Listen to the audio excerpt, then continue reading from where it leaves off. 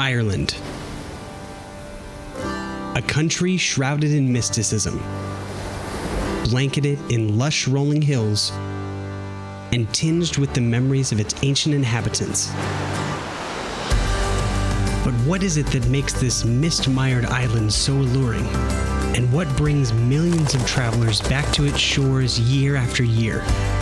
Well, I'm determined to find out for myself. Over the next 7 days, I'll embark on an epic road trip across the Emerald Isle. Joined by my beautiful wife, Jacy, we'll partake in amazing experiences off the beaten path. No way would I wear something this heavy. Chow down on local staples. Sleep like kings in ancient castles. Like really, where do you see stuff like this in America? All in an attempt to discover together what makes Ireland, Ireland.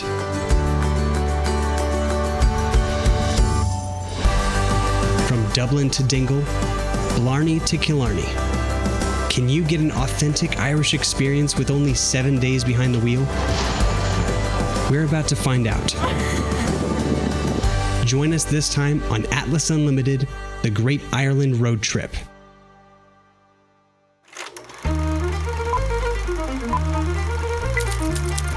When I say Ireland, what's the first thing that pops into your mind? For some people, they'll immediately blurt out St. Patrick's Day. Others, leprechauns, golfing, a stiff Guinness beer. Conor McGregor? Regardless of the draw, each year over 11 million people make the journey overseas to visit this Celtic paradise. That's about twice as much as the entire population of Ireland. To accommodate these massive amounts of people, Ireland invests tons of money to keep its roads in tip-top shape. And while traveling by train in Ireland is a viable option, if you want to explore every inch of it, you'll need to take a car. For the first leg of our epic adventure, we'll be spending a day in downtown Dublin at the amazing Christchurch Cathedral. But that's assuming that we can actually get there. The journey to Ireland is a trip all its own.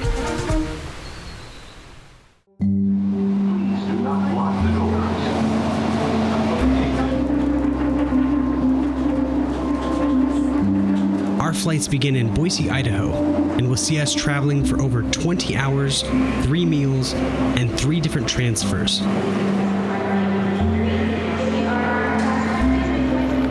The act of traveling itself is kind of like a ritual. As you pack your bag and hop aboard the plane, the anticipation slowly builds. And honestly, it's one of my favorite parts of traveling.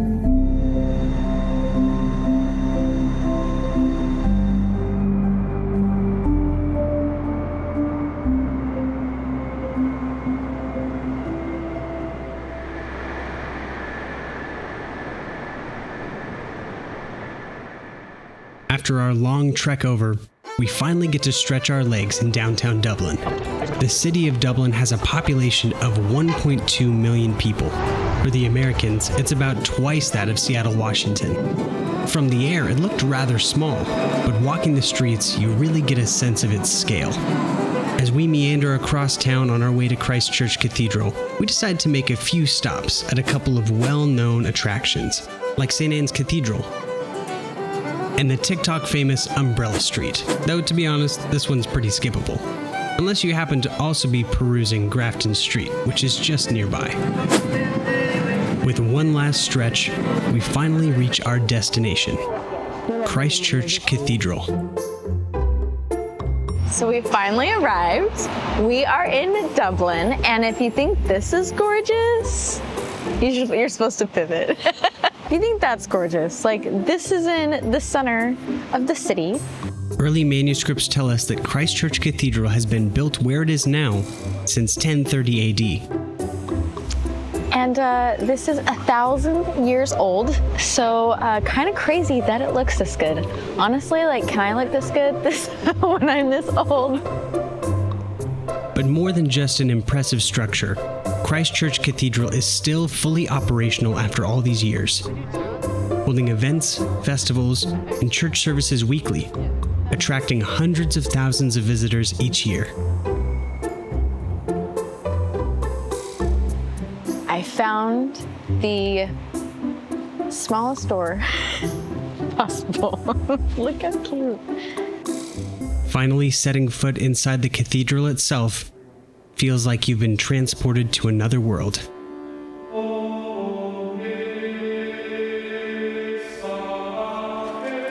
When Christchurch was first built, the entire land roundabout was still a Viking settlement. The Ibero-Norse king at the time, named Sihtric Silkenbeard, founded Christchurch after his pilgrimage to Rome in 1028. In the 1180s, Christchurch was rebuilt using a much stronger and long-lasting stone. Some of that original foundation can still be seen today. Through the additional renovations in the coming millennium, the cathedral would see the installation of an organ, additional space for the choir, as well as more aesthetic changes to bring the cathedral in line with other Gothic standards.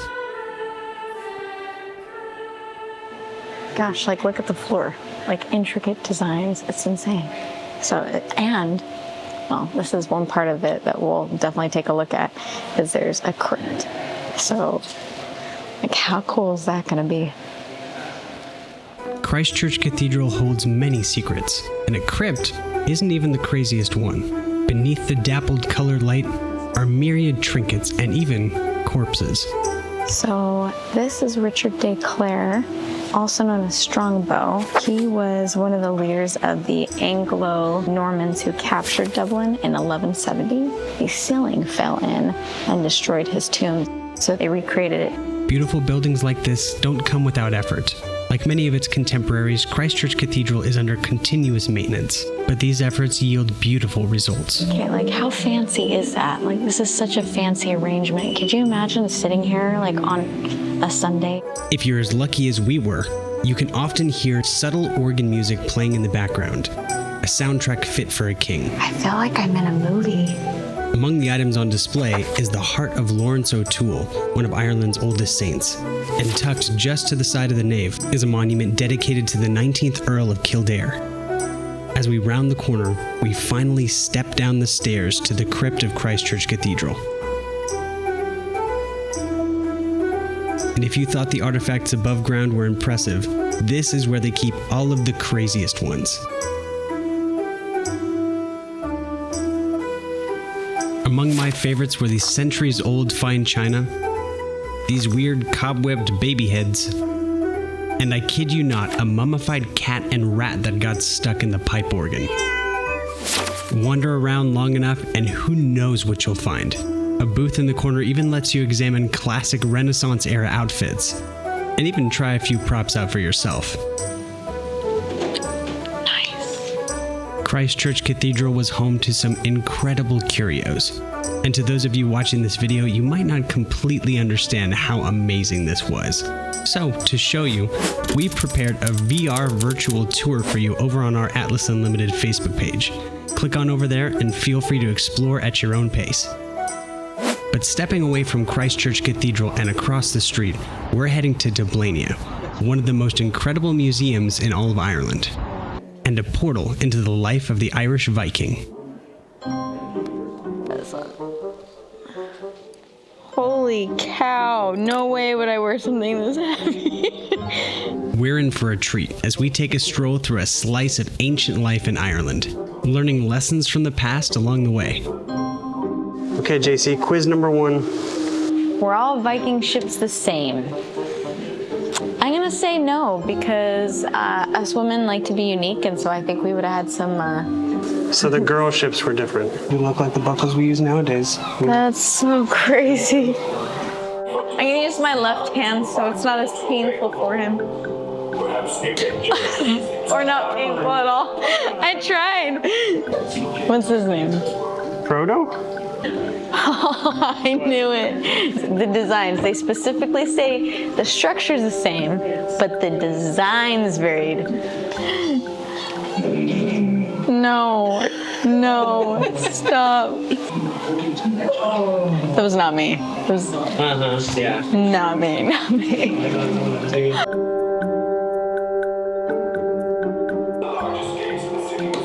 Like a...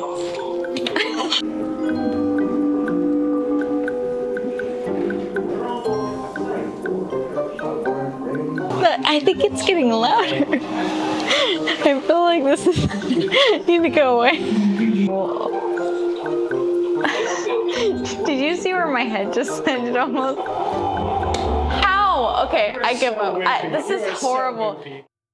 With the museum mastered and the cathedral conquered, there's only one step left to take, or rather, several hundred. Halfway between the cathedral and the museum is St. Michael's Tower, supposedly a great way to get a view of Dublin. The H, it could be worth it. Does it look worth it to you, JC? It could be the best view in all of Dublin. Better for you, less. We don't have to go. I'm sure they put some more, but it'd be better. We don't have to. On the roof. Yeah. I heard it's amazing. Only one way to find out. Great places and spaces to see. I know those aren't the lyrics. But these stairs at the end of the day will kill me. Is it worth it, Kim? Do you see it yet? Okay, I got this.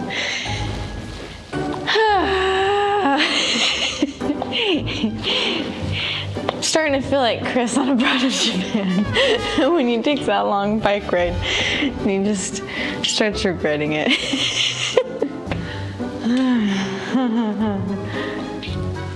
Oh, mighty heavens. I'm gonna be honest, I'm not sure if I would do that again. But as for JC, she's only got one thing on her mind. So you're telling me I walked all these stairs and you don't have a chair?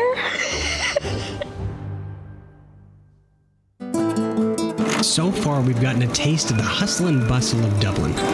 Christchurch Cathedral felt modern and well-maintained, and Dublania showed a great recreation of what ancient Ireland would have looked like. But what ruins still lie in the Irish countryside, begging to be explored? 200 miles south at Blarney Castle, we might just find what we're looking for. The following morning, we start the road part of this trip from our B&B at Lus Mor. A recommendation I have for anyone looking to travel to Ireland is to pick Airbnbs in locations that you'd like to spend most of your time. For me, the rolling green hills, the fresh country air, that's what I want to experience. And if it costs us a few more liters and a few extra miles, we'll take it. After stretching our legs on the farm and fighting back the jet lag, we're finally ready to set sail.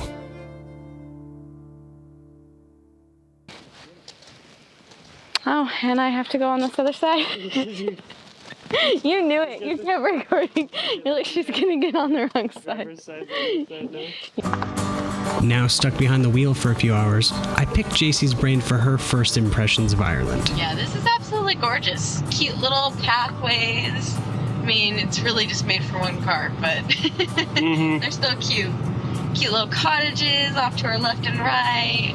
So green. It's crazy. Can you believe yesterday we were in America? Now we're in an entirely different country, you know, just like that. What's your initial impression of Ireland? It's beautiful. I really like it a lot. Walking down the streets of Dublin, just the houses. I love architecture, so that's kind of my favorite thing ever.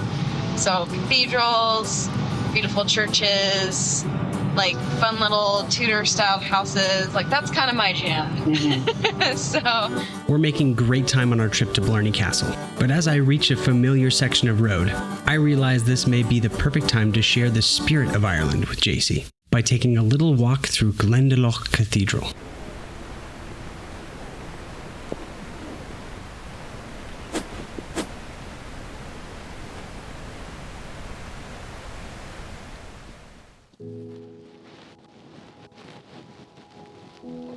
Yeah, I'm glad we didn't skip this one. Glendalough Cathedral is a lovingly maintained monastic settlement, rich with old Irish charm. Gorgeous medieval Gothic vibes. You have gosh, I don't think I can find a yellow spot in this grass. So. Glendalough Cathedral holds a special place in my heart since the first time I visited with my brothers. That trip opened my eyes to a core philosophy of the Irish, that families are important, and those you've lost are never truly gone. The Glendalough settlement has been around for 1,000 years, but unlike some other structures its age, it's been allowed to slowly weather over the years, but is still lovingly maintained. It's just, gosh. There's a bittersweet feeling that accompanies this duality. The struggle between preserving and letting time wash certain things away. You have these really intricate gravestones, and obviously they've had engravings on them at one time or another. And with, the weather here, with it being more moist and those types of conditions, like the engraving has been weathered away. So you just have these, tombstones that don't really have any information about the people that are here. So I was just thinking of, the movie Coco. It really puts a lot of emphasis on family history and really understanding where you come from, remembering to take time for your ancestors. I have to admit, I'm not at the best at that. I try, but it just makes you want to get better at those types of things so that, the people that are your ancestors can be remembered. It's hard to put Glendalough in our rearview mirror, but Blarney Castle is calling, and it's begging to be explored. Standing at over 90 feet tall, this ancient stone structure towers above anything else in the area, inviting us to take a closer look inside. And we've got quite some exploring to do if we're going to uncover Blarney Castle's secrets, including the world-famous Blarney Stone, perched right at the top. Blarney Castle has been rebuilt a number of times throughout its 800-year history. It began as little more than a wooden house back in 1200 AD.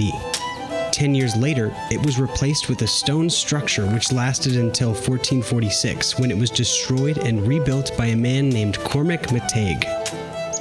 The legend goes that one night while he lay awake thinking about a litigation he was currently undergoing, the mystical fairy queen Clina appeared and instructed him to kiss the first stone he saw when leaving his house the next morning. After doing as she instructed, the court miraculously settled in his favor. Afterwards, he hauled the stone to the top of Blarney Castle and attempted to hide it where no one else could steal its power. This slab of limestone is the esteemed Blarney Stone, and you can bet we're going to kiss it. But before we reach the top, we have a few stops to make, starting with the hidden cave that lies beneath the castle. Known as Badger Cave, if you decide to brave it yourself, mind your head. Stepping into the Great Hall and up the first set of stairs, something catches our eye. Said boiling oil was needed to pour on unwelcome guests. So there is a murder hole somewhere up here. Just have to find it. JC seems a little too excited to find something called the murder hole. What is she planning to do if she finds it? The murder hole. I think so. That's where they're Maybe. I mean, this makes sense. Can hold right here while you tip the pot over. That is a drop. Holy. That'd be a great area. Cool. It's tiny. Oh, never mind. Just kidding. There's a lock. That is cool. There's lots of little rooms over there, Kim. Let's keep going. This is cool. The castle's rooms seem to extend forever. But at last, for better or worse, we finally find it. And the moment we've all been waiting for, the murder hole. It's like on what's that movie where it's like you know what I'm talking about. The Price is Right. Yes. Where they're like, this is the stance. This is where they would, so this is the spot here that they would bring their hot oil, dump it over, drop a few torches, and well, bam, fire. and it would descend upon their enemies. They pretty much created the entire castle to be like having all these traps to where once it's upon siege, they have the fire, they have they also have the towers are 18 feet thick. 18 inches thick, the walls. Yeah, at the very base, and then it slopes up and gets smaller, so that way when they drop stuff from the tower, it'll roll down, ricochet off, and hit their enemies. So like everything in here has a design for siege. The windows more angled so you can pull your arrows easier. Yeah, they thought of everything. They had it figured out. With the murder out of the way, we step onto the roof and take in the serene surroundings as we approach the legendary Blarney Stone. This is so tiny. I feel like I have to waddle through. This is a view. Holy crap. Check this out. Okay. It was here they consummated their love. Yeah, don't fall over. Don't get too spicy.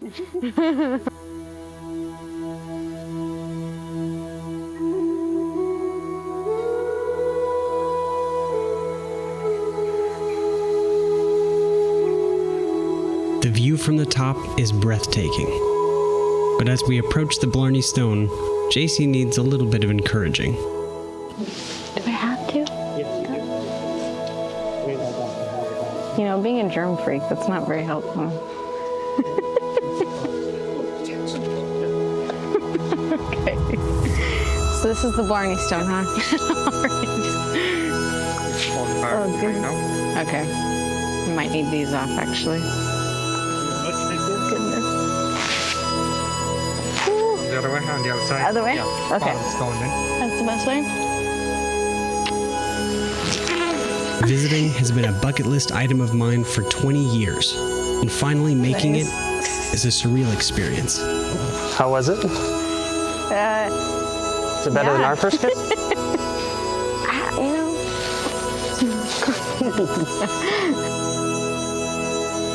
The atmosphere on the grounds feels like walking in a dream. A true fairy tale castle come to life. Blarney is often touted as a must-see destination for any Ireland travel goer. And it's a reputation that's well-deserved. Years from now, JC and I will be thinking back to the peaceful time that we spent here. There's not a doubt in my mind.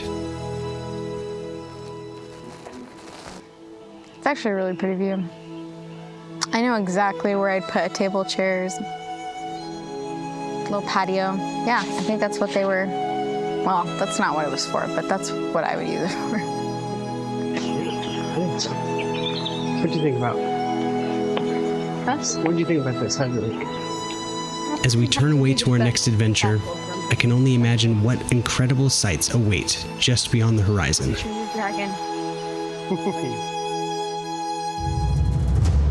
The following morning, we set off to explore the Wild Atlantic Way from our Airbnb in the Black Valley, one of the most secluded bits of countryside in the entire Emerald Isle. So secluded, in fact, that it had no electricity until 1976 and no phone lines until 2007. But being out here, I can't say it was missing out on much. Waking up to fog gently rolling over the hills, and the sound of sheep playing in the fields, it's a quintessential Irish experience. The pristine morning sun is matched only by the sound of JC's shivers.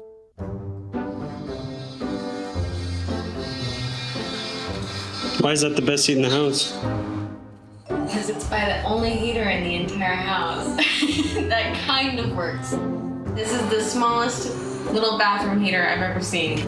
And it's freezing in this house. It is like, feels like it's 20 degrees. And the floor is tiled. And so everywhere is cold. After adding a few more layers, we step out into the cold and speed off to Ireland's oldest and largest national park, Killarney National Park. It's home to Ireland's largest mountain range, the McGilcuddy's Reeks, and over a quarter of the park is covered in beautiful lakes like Loch Lean and Muckross Lake. The forests in Killarney are also one of the few places in Ireland where forests have been continually growing for 10,000 years. And deep in one of these forests lies our next destination, one that's eluded me for years. So we're on our way right now to the Muckross Abbey, and I have some unfinished business here because last time I came to Ireland, we hiked around for like 30 minutes trying to figure out how to get there. We couldn't find it. On my last trip to Ireland, my brothers and I took a wrong turn and probably ended up in some poor Irishman's backyard. But this time, I've got the determination and navigational skills of my wife to finally make it to Muckross Abbey. We're hiking along here. I think it's supposed to be pretty close, but fingers crossed I'll actually get to see it this time. So let's go. The land around Muckross Abbey is home to natural farms and pastures showcasing Ireland's rich agricultural history. JC's horse obsession is boiling close to the surface as we pass the stables.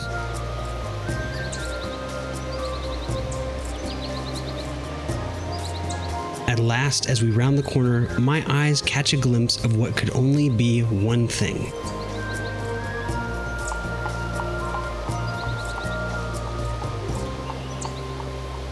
So I can actually see it up over there. So I think we've officially found it. I don't know what else that thing would be, but I'm super excited.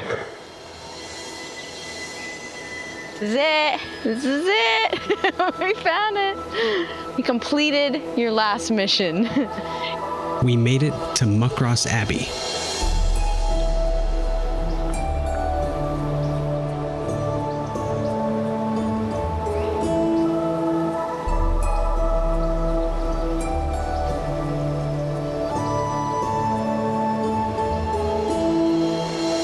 Muckross Abbey was founded in 1448 by local chieftain Donal McCarthy Moher on a site called the Carrick na Cúil, which translated means the Rock of Music. The chieftain's great-grandfather chose the site after a vision he had of angels playing music there. The abbey is built in a Gothic style and in the traditional cruciform floor plan. This means that the main chamber forms a cross when viewed from the air.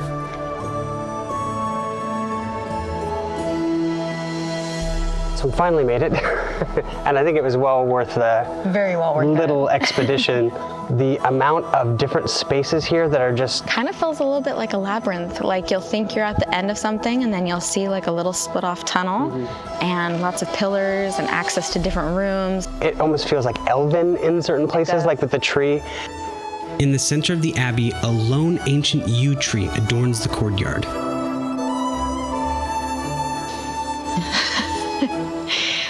It's kind of crazy that this tree has been here since this building. So what, 16th, 17th century?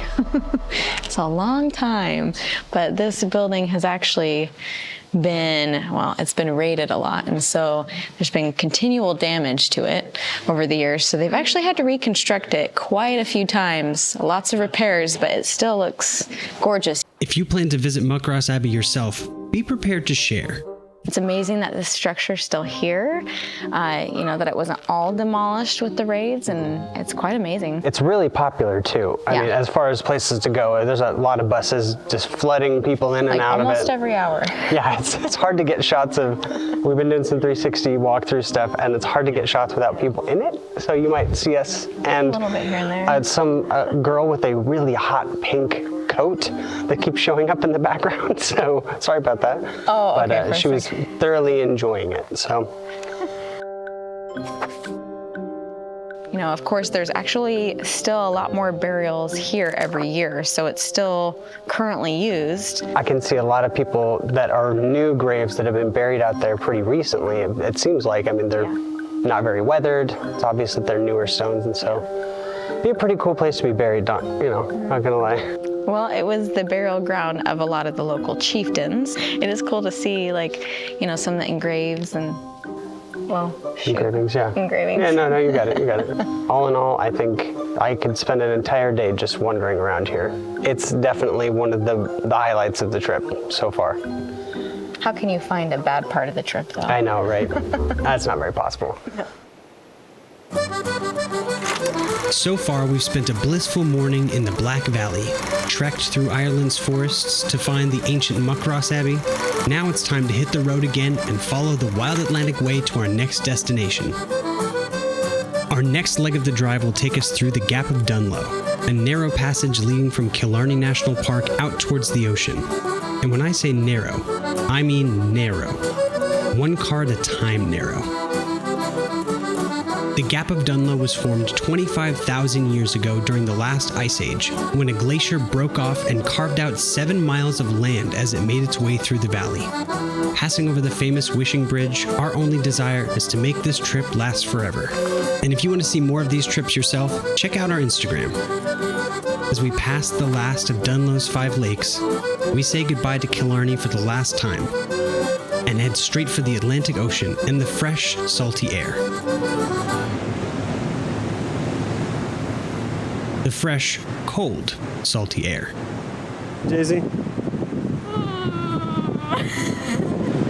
The Wild Atlantic Way is one of the world's longest continuous coastal routes, stretching 1,700 miles from Cork in southern Ireland up to Mainhead in Northern Ireland. Along the way, there are over 1,000 different points of interest, like Neolithic sites, old religious settlements, and traditional farms.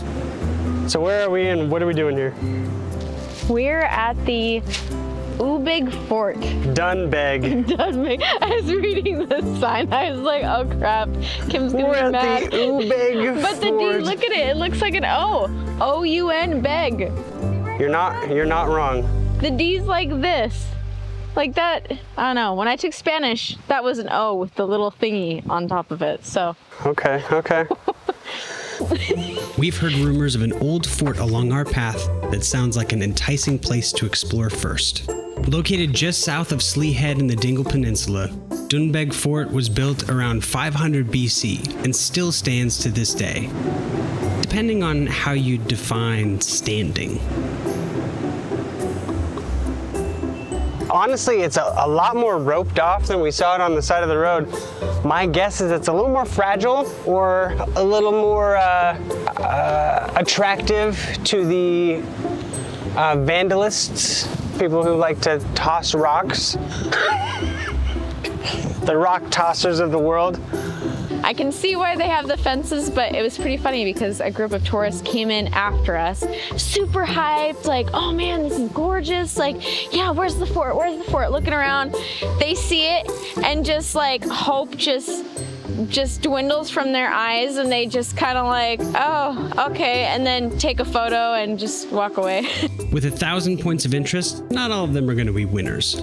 It's still an impressive structure and makes for a great place to stop and stretch your feet along the road. I just think even when something doesn't meet our expectations, we still want to be here. Yeah, it's where one window closes, another one opens, namely that gorgeous cliff sides. The west of Ireland is as picturesque as they come. Its landscapes have been the backdrop of blockbuster movies and TV shows like Star Wars, Game of Thrones, and Harry Potter.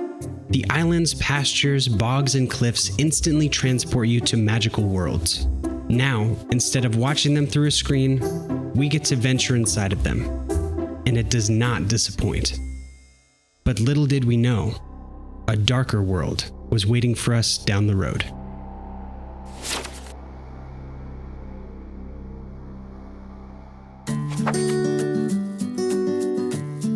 He came all the way over. Did you see me? Did you want a friend? So we started coming up here, and obviously we were welcomed by Cedric. That's our personal name for him. And at first I was thinking he just wanted to be my best friend, but really, he knew the food was coming. We caught wind of a famous local stop called the Famine House, a recreation of the living conditions that existed at the time of the Great Potato Famine, and we're determined to see it for ourselves. It's like $3 per person or €3 per person to get into the famine houses. But then you get food to feed all the animals. Oh, well, hello. They all know it's feeding time. Did you want some too? Oh, Cedric's gonna be jealous. Sorry, buddy. Oh my heck. Do you hear the sound he makes? He's like, so cute. As spooky as the tales we've heard are, the pathway up to it seems pleasant enough. They're all coming now. Oh my gosh, Kim. We've got the nativity scene happening right now. Whole nativity's on its way over. I know. Oh my gosh. Well, hello, Horsey. Hello. That's a lot more of a grab. Hi. It's great. That's so What great. are you gonna name this one? Oh, Presley. Presley. Mm-hmm. I like it. It's a good one. Oh, hello. Oh, hello. Don't worry. Don't. Oh, jeez. Don't hurt yourself. Don't hurt yourself. Oh gosh, that guy's a little. He knows his friends are here angry. to take it. I'm kind of scared. We'll go for you. Oh, my goodness. Yes, hello. Is this what Halloween feels like when you have too many kids? Oh my gosh. The further up the path we walk, the less the animals seem to want to follow us. Finally, as we reach the top, an air of uneasiness sets in. His hair is like coming off. Suddenly, the stories of ghost sightings and strange occurrences make more sense. From the outside, the house looks like a typical Irish cottage, but the inside paints a tragic story. I'm gonna say that like this is kind of freaky. I know, that's what I'm saying. Look at did you see that girl in there? Yes, she looks like she just got murdered. Like she's possessed. Yeah, looks like she ran away from a murder.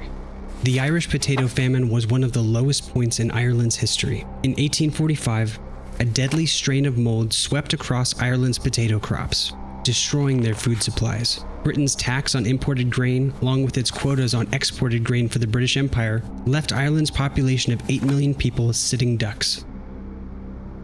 All right, the Beehive Hut. So this was historic Celtic times. Were used by the recluses, early Christian monks. The fact that this has stood here this long and they haven't had to like redo it is pretty impressive. Doesn't say that it's had to be redone. The power of putting one heavy thing on top of another. Yeah, seriously. It's like the most basic concept of a house and has lasted the longest. I think you can go in here. Come in. Wow.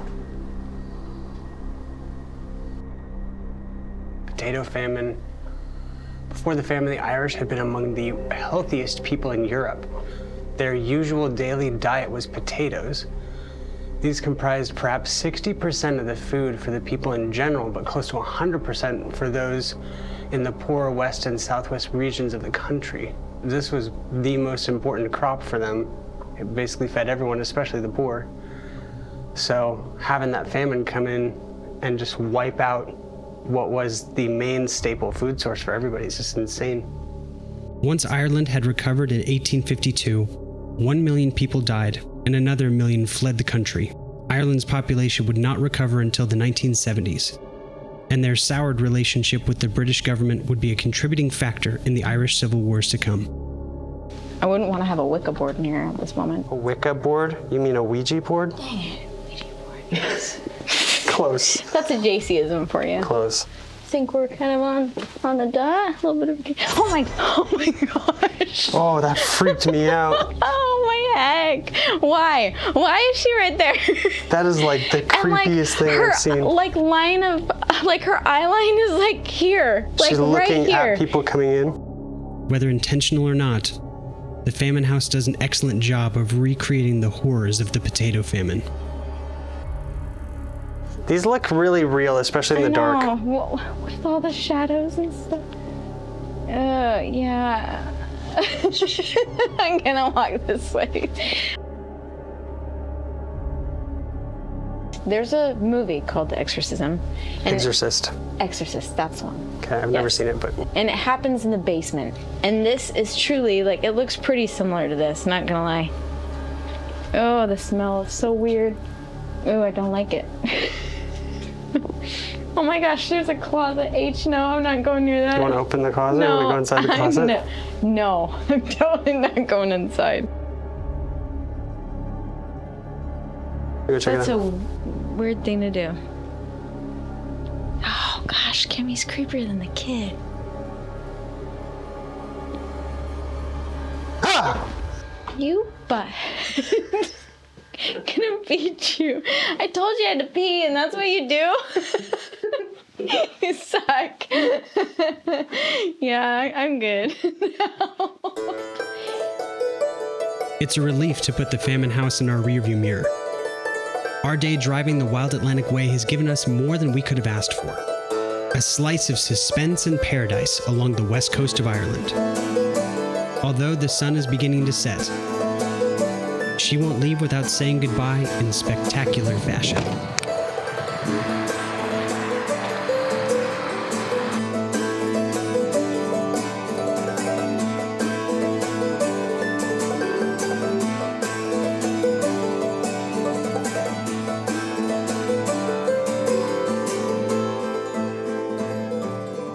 As we speed off to our last adventure in Ireland, may we someday find our way back to the Wild Atlantic Way.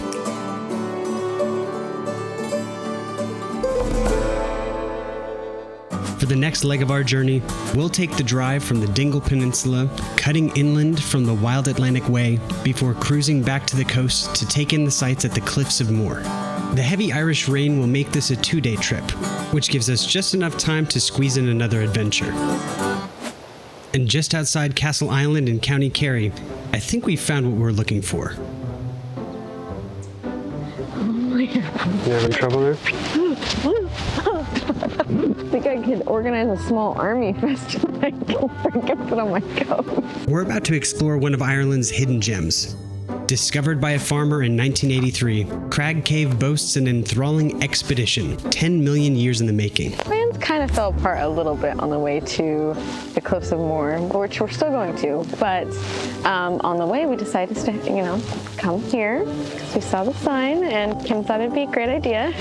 So it's my fault if this is not a good place. If it's bad. Since it's bad luck to go spelunking on an empty stomach, we take advantage of Crag Cave's quaint cafe. All right, so we both got the same thing, this ciabatta sandwich. Let's give it a shot. I have one of JC's hairs. Seems to make it all over everything. Yeah, right.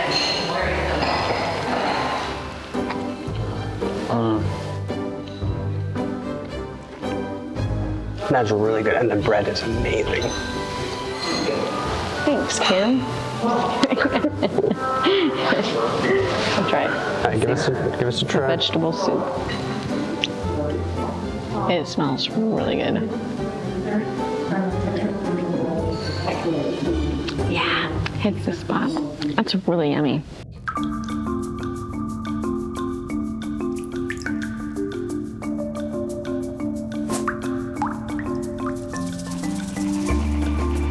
Okay, so we have our little self-guided audio for the tour, and it's really cool. You scan a QR code, download it to your phone, but you have to be able to hit play. To stop at are marked with numbered signs. These signs correspond with this audio. Please pause the audio after each stop and resume playing it again. This cave system spans a distance of 4 football fields through the Earth's crust. A brisk 30-minute walk. It's very watery. Have to hold on to them rails. That's some good. That's actually the best that you've done so far. Really? So this used to be the only access to this pool at all. So that's kind of crazy. It might not look like much, but this small pool of water is actually how Crag Cave was discovered. Unlike many other caves where you walk up to a cliffside and follow a hole into the ground, Crag Cave's first explorers had to dive into a pool of water, following it until they surfaced where we are now. Over time, lights were added one by one to better accentuate the beautiful limestone formations, as well as showcase the sprawling cathedral-sized caverns. Walking the stony path feels like peering back into Ireland's geologic history. And along the way, we created our own little 360 tour. You can head over to our Facebook page to check that out. You can click on each photo and scroll around to see each place in 360 degrees. Crag Cave was some much-needed respite on our drive up to the Cliffs of Moher. And all of this cold, damp air has given JC a bright idea. Okay, so my plan after visiting all this is it's a constant temperature under here. It's absolutely gorgeous, and lots of cool little caverns and little tunnels and stuff, so you can have little rooms. So I was thinking, you could start an entire civilization down here. No one would ever know. Constant temperature, you got water, you got everything you need, shelter. I think Kim and I think we figured out our new home. At our Airbnb back on the surface, the weather's taken quite a turn. Though in my opinion, it's not for the worst. Today will be our last window of opportunity to visit the Cliffs of Moher. And if this rain doesn't break soon, there won't be much to see.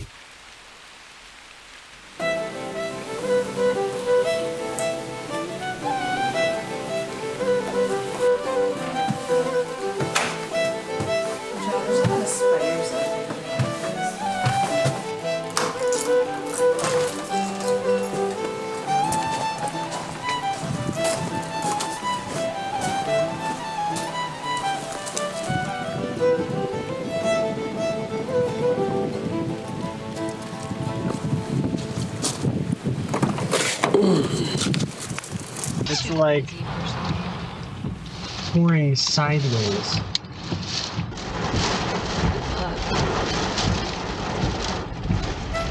We're back on the road. Hell or high water. And it does look to be high water. But I suppose you can't expect Ireland to stay green without quite a bit of nourishment. Much of Ireland can receive up to 49 inches of rain per year.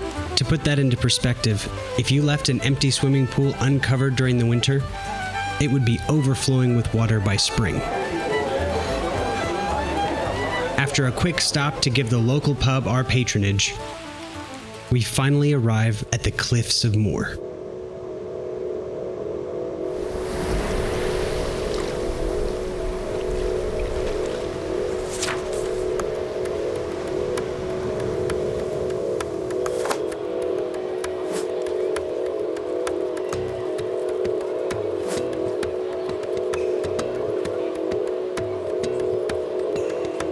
Little did we know we would learn so much about the history here at the visitor center. I was thinking it'd be like more of a gift shop, maybe some fun little things that you could purchase, but like they have really taken a lot of time to make sure that this has a lot of foundation to understanding how it started. It's also really cool learning about the different traditions, kind of a little bit more about the marine life that exists here. They also had an amazing video that kind of does like a little bit of a VR experience, which is really neat. So you can kind of see some different areas of the cliffs from different points. The Cliffs of Moher holds a deep cultural significance for the Irish people. In 1835, Sir Cornelius O'Brien established O'Brien's Tower, the Cliffs of Moher's first visitor center.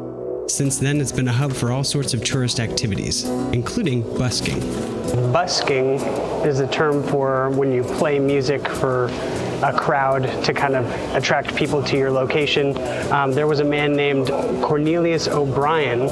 He actually would send pipers to come play at the cliffs. One of the very first ones way back in the day, I was a little bit fond of the drink and actually got so drunk that he fell off. I've heard people playing guitar, harp, even like tin whistle up here at the cliffs, and it really just makes the experience that much more authentic feeling. Many guides I've seen online recommend skipping the visitor center altogether. But for me, this experience helped put into perspective what makes the cliffs so special.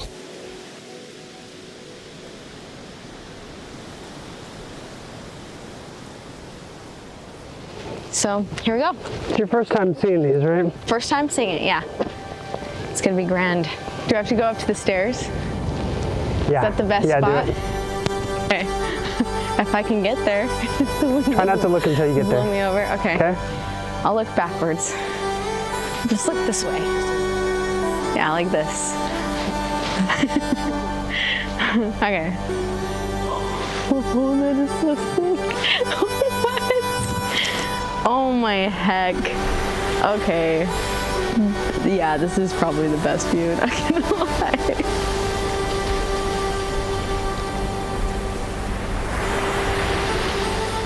That is gorgeous. You see it in movies, but yeah, it's nothing like seeing it up close at all. Oh my gosh, that's insane. We picked like the best time. The clouds had finally parted as the sun began to set, making for some of the most beautiful shots I've had the privilege of capturing. Just insane.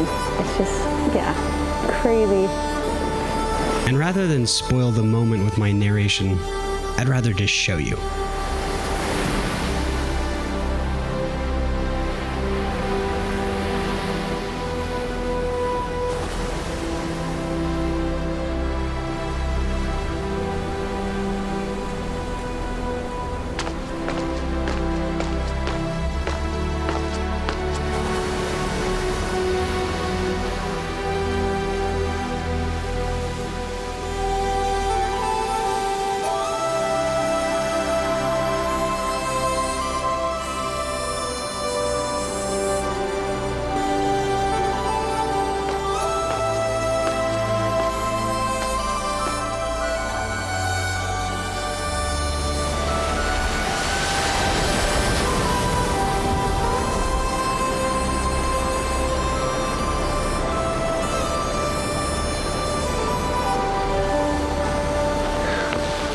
It's an amazing view. I can't even wait to see what it's gonna look like up there. Let's go.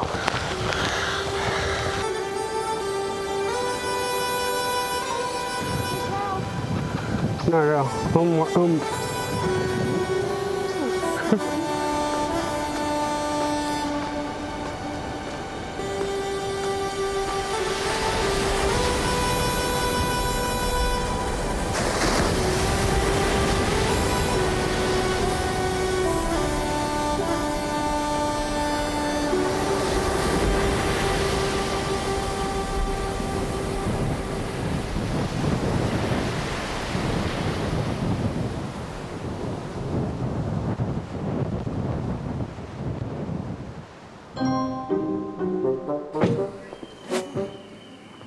After the cliffs left us flying high, we thought it could only go down from there. We were mistaken.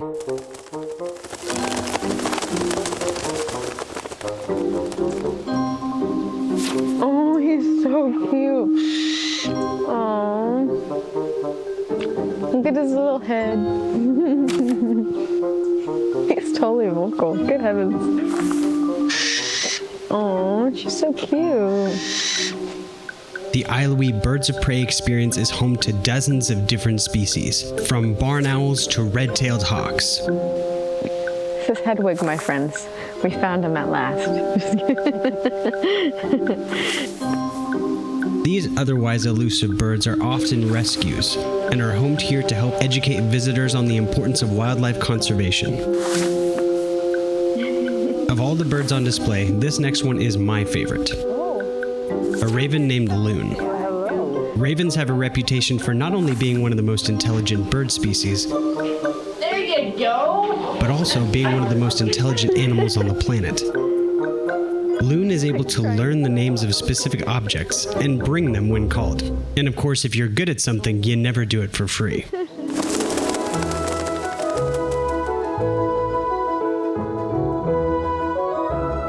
A few times per day, the staff puts on an exhibition, and we're just in time to get the best seats in the house. Oh, here we go. We've got him right down here. Fatty.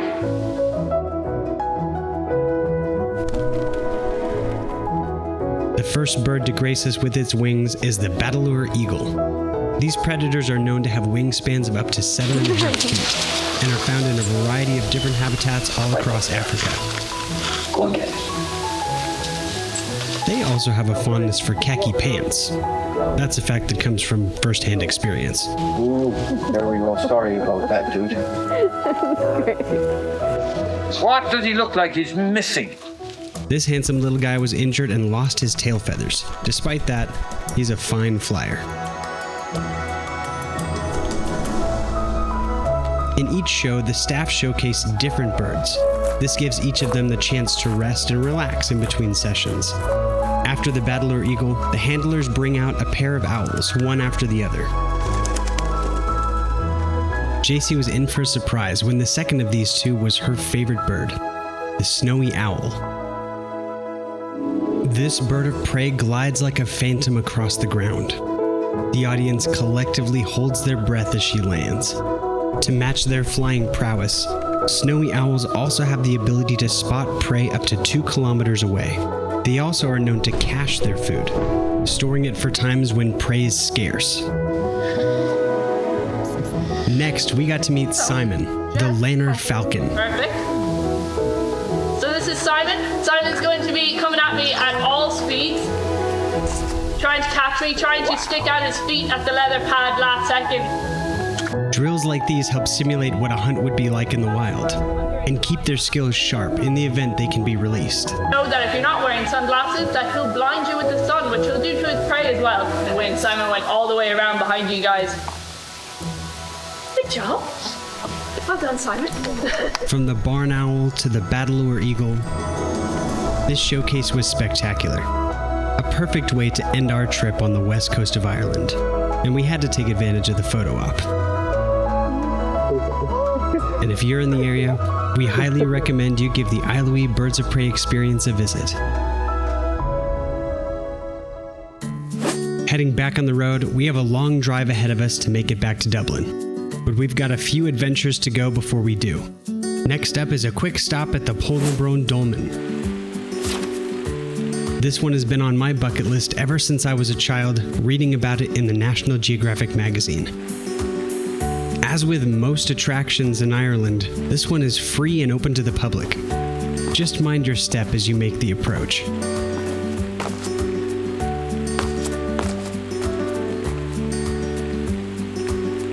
It's a 5,000-year-old Neolithic gravestone, and this would have been used to mark the site of a mass burial. Due to the heavy rain, JC took one look at the gravestone, said, "This is cool," and then went straight back to our car. But I decided to linger around and take a bunch of photos. I then compiled them together and made a pretty cool photo scan. Yeah, this was definitely one of my favorite places to visit. Departing from the Portal gravestone, we head to our final Airbnb and destination of our trip in Ireland. And I think it's safe to say we saved the best for last.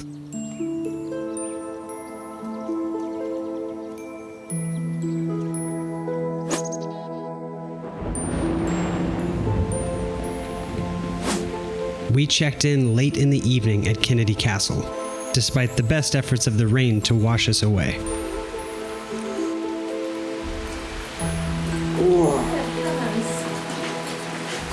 The entryway is bathed in regal red and makes you feel like royalty just walking up its steps. We stepped inside and there's this huge room, like the entrance, huge entryway.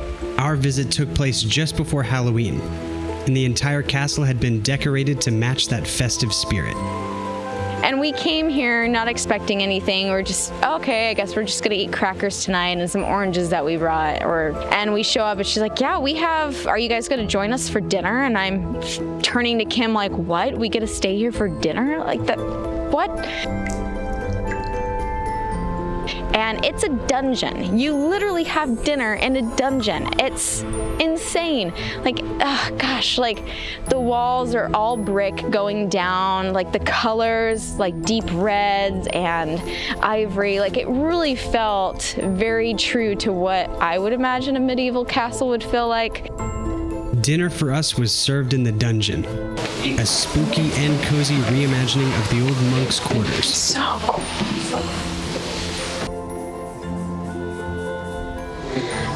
I got the filet with the lemon sauce, and it has a little bit of capers and some like shrimp and stuff with it, so it smells amazing. So super excited to dig in. After our delicious meal, we returned back to our room to retire for the night, eager to explore the castle grounds the next day. In the morning, we set out to explore all that Kinnity Castle has to offer. So we're gonna go explore this amazing freaking castle that we stayed in last night, because you can't stay here and not go look around. Kinnity Castle has 37 guest rooms and dozens of private spaces, ranging from bars to libraries to lounge rooms. You could spend an entire day just trying to see them all for yourself, which is what we tried to do. So I found a little hidden library lounge. Well, no, it's a library bar and lounge. So we're gonna see if we can get in there. Check it out. So this is the lounge, and I feel like every room we go into is absolutely gorgeous. Like all the intricate detail of the wallpaper. There's like beautiful dressers and pieces of furniture. It's just gorgeous everywhere. Each room is dripping with opulence and class. And for something having been built in the 13th century, the entire grounds are in pristine condition.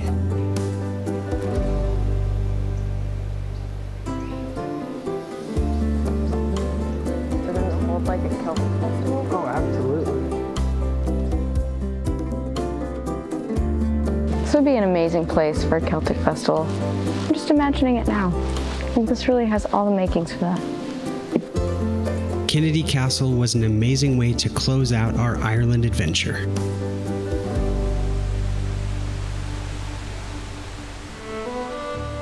And now, it's finally the end of the road.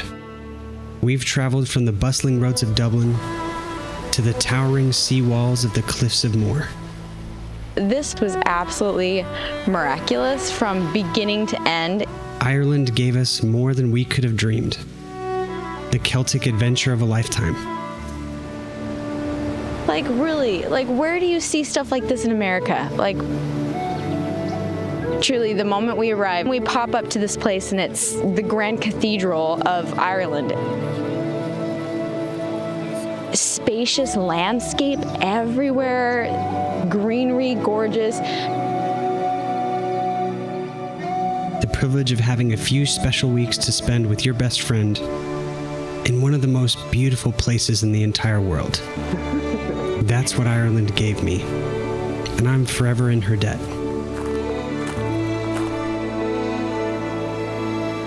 By far, I don't think anything could top it. Everything else is gonna have really big shoes to fill.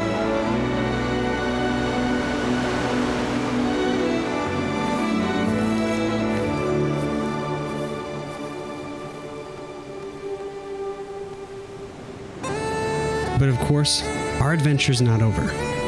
Not by a long shot. Scotland is calling. Iceland whispers to us from the distance. And Japan is out there waiting.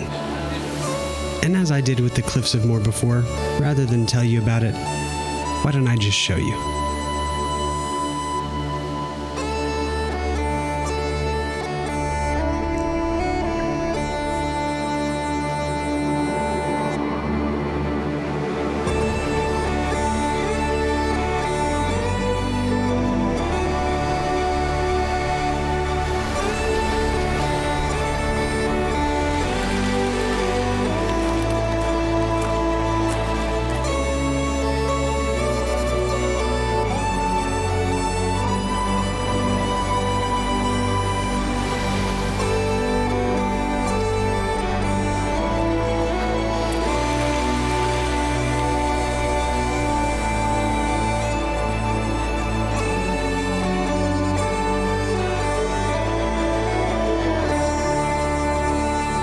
Long live Atlas Unlimited.